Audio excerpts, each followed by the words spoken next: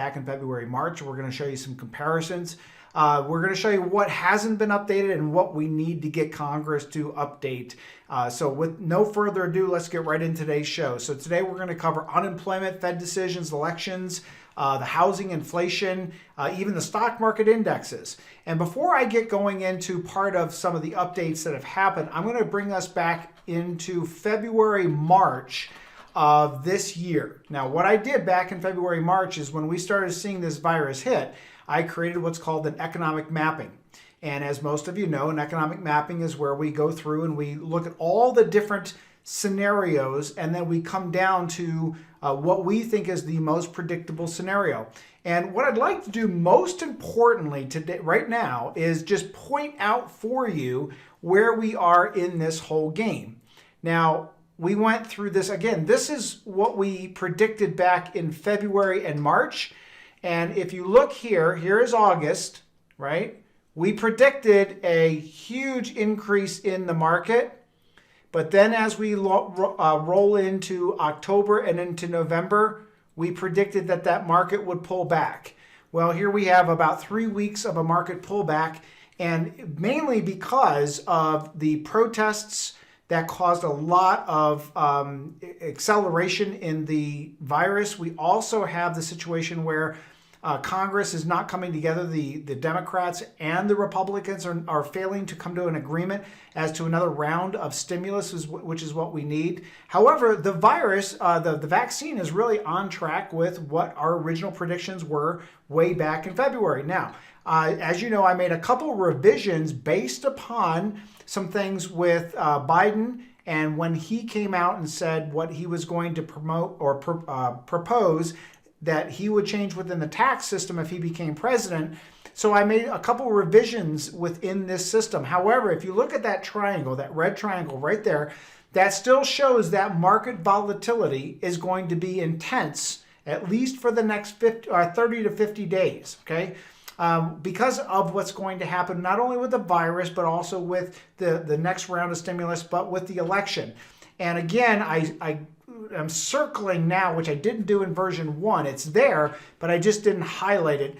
The volatility that is expected with 8 million mortgages in forbearance. And again, that is, I pushed that out a couple months. Originally, I had it in February, March, April.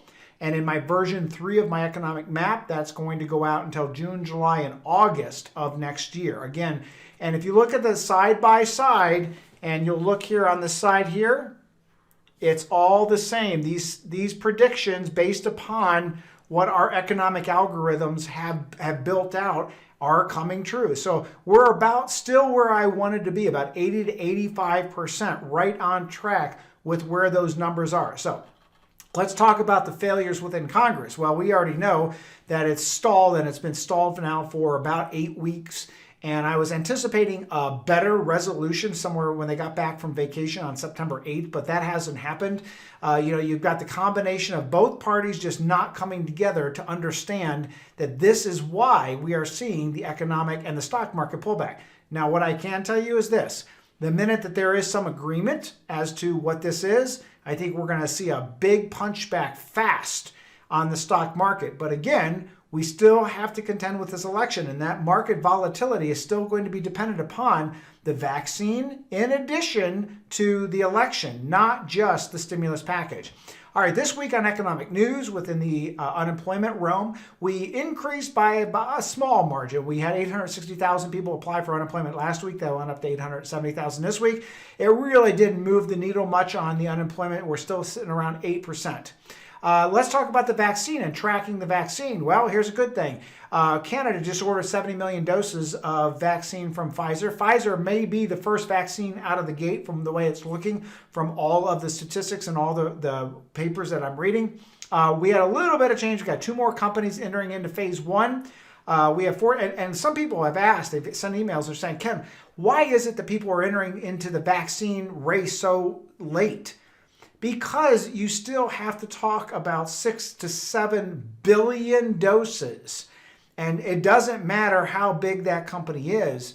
there's a big enough pie to split up between a lot of different people. So there's a lot of pharmaceuticals getting into this because they know that this dose is going to continue. In addition, we also now know that there is a morphing, a change of the virus, and apparently it is learning how to get around and through masks and sanitizers and things like that.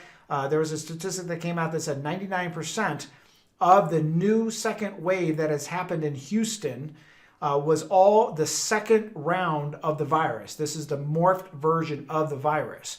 So again, these pharmaceuticals are seeing a big paycheck down the line because they're going to have to keep chasing the change as the virus changes and adapts. They have to change that vaccine. So there's now 27 companies in phase 1. We got 15 to 14 that have entered into phase 2. We have 11 companies in phase 3, 5 in approval for limited use, and 0 approved for full use in the world. Okay, so this is one of those keys to the economic recovery that we're tracing. Anything that you see in red is a little bit of a change. Anything that's in black is exactly the way it was last week. You only see one additional change. And again, I really wouldn't worry about the interest rates in the mortgage market. If you see it goes from 2.62 to 2.75, it just means that on average, that means that they're getting more mortgage applications, so they increase the rate just a little bit. That kind of slows it down just a little bit. But I would tell you again, if you've got to refinance, get it done right now. Fed Chairman Powell, again, not much changes. They last week I announced the Fed's original intention was to keep the inflation around 2 years, interest rates around 2 years, but now they've changed the tune a little bit, and you saw the market kind of come crashing down a little bit last week when that happened. And Fed Chairman Powell came out and said that he anticipates keeping interest rates low for 4 years, but he also has 4 years that they're not going to touch inflation. Again, you know, if you're working, that might not have that big of an impact on you. However, if you are retired and you have fixed income and fixed assets, the inflation has a big impact. This also has an impact if you have purchased an annuity, because the older annuities have what's called lower caps. So if you have a cap between 1% and 2%, and now inflation is looking at 4%, 5%, and 6%, then you've got this gap of there's just no way to make money against inflation. Actually, what our firm just did this week is we just invested in 2 technological tools that will allow us to research. If you've got an annuity, it'll allow us to research what those historic caps have been, what they can be, what your options are within those annuities, and then are there other options within the marketplace that you might be able to switch to. Now, some people say, well, if I switch, I might have to pay a penalty. That's true, but some companies will give you a bonus for you bringing the business to them. So we're just setting that tool up now. We're going to be ready to roll for next week. If people have annuities, they'll be able to bring or send in those statistics, and we'll be able to run it through this software and see what the problem is, if there is one, and then what the alternatives are. Okay, so again, annuity risks based upon what the inflation changes have been. Stock market, well, you know, on average right now, the Dow is down as we are closing out today. The market's up a little bit, but again, still categorically, it's down about 3%. NASDAQ only down about 3 basis points technically, and it's all based upon the vaccine. It's based upon the second wave that we're seeing, and that as anticipated, the double dipper, what they're talking about coming into this fall season and winter season with both the flu and with the COVID-19. Last year was the first year I've ever gotten a flu shot, and I'm getting one this year for sure because it was the first year I didn't get sick for a whole year. Now, whether that was for the flu shot or not, I have no idea. I just kind of enjoyed not getting sick. So I'm getting a flu shot because, as they say, you know, if you don't want to have both of those viruses at the same time. So while I'm not a doctor giving you medical advice, at least I'm going to go get one. So vaccine, second wave, anticipating, already hitting. We're seeing it right now in Europe, Germany, Sweden, and a lot of the countries are hitting the second wave. And again, they're dealing with that a little bit better than they dealt with it the first time. The second thing that will affect the stock market in a big way is the stimulus. And finally, the election. Let's take a look at the stock market. And if you can see down at the bottom right in the red, it says 9/25/2020. The S&P is up as of the end of today, 0.19 compared to the beginning of the year. But I'll bring your attention to the top right of your screen. In the past 3 years, you'll see in 2017, we were up 21. Let me make a correction to that. There's a double in there. In 2018, the market was actually down 4.38%. So let me just put a big minus there, okay? So you got a negative year here, and you can kind of see, hey, we're actually still ahead of where we were in 2018. So again, not that much to be concerned about this time. You remember my original prediction. I said that I believe that if this second stimulus package goes through, we're going to see 30,000 on the Dow by the end of the year. And then 2019 was a stellar year. And if you look on the chart right here, we started off at the beginning of the year on where we are in the S&P 500. You draw a line straight across. Well, that was a terrible, terrible line. Well, you can kind of see we're right here. We're not too far off. So considering the economic devastation that has happened because of the virus, still doing pretty good on the stock markets. Everybody says, why? Why are we doing so well in the stock market? Because the stock market prices in 6, 9 months, 12 months ahead of where we are right now. Actions to take right now.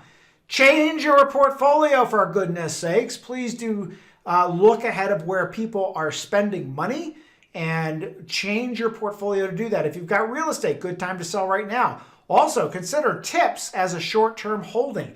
This could be a stellar holding because it's a government security. In my belief, it's going to far outperform any kind of CD or money market.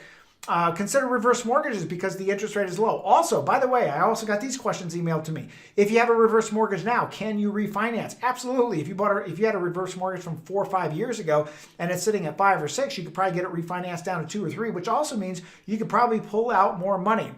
Prepare for a real estate buyback in mid of 2021.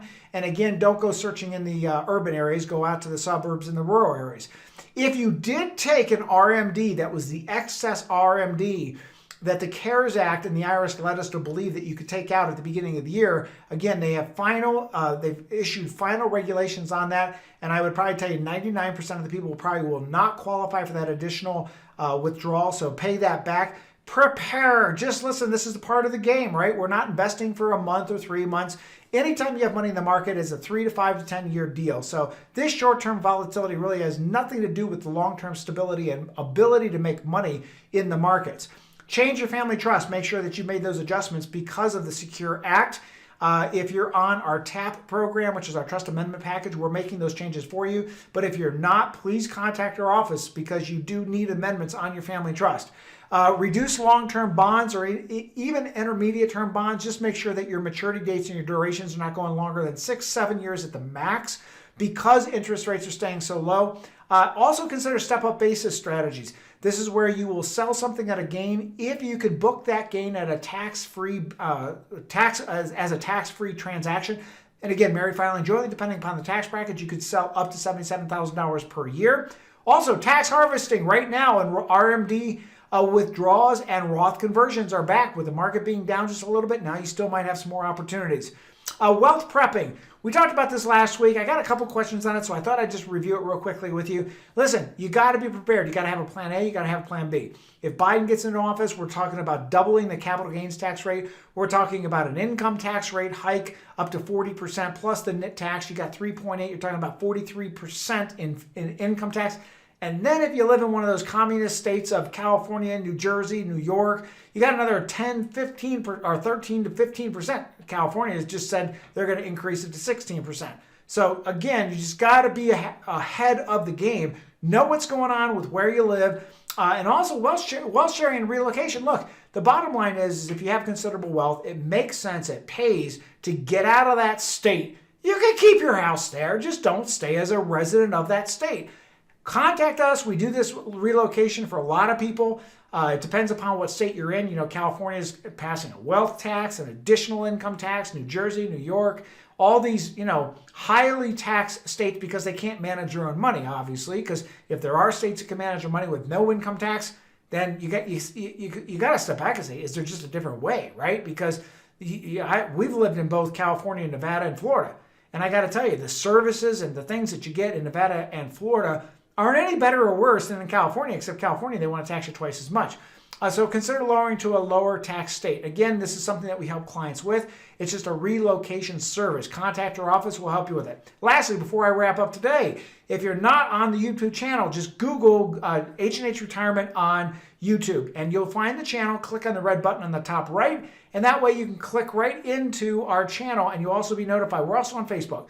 And lastly, before I wrap up for today, if you want to get a hold of us about any of these ideas that I talked about today, give us a call. It's 844-702-1040. Again, it's 844-702-1040. And I'll see you next week, same time,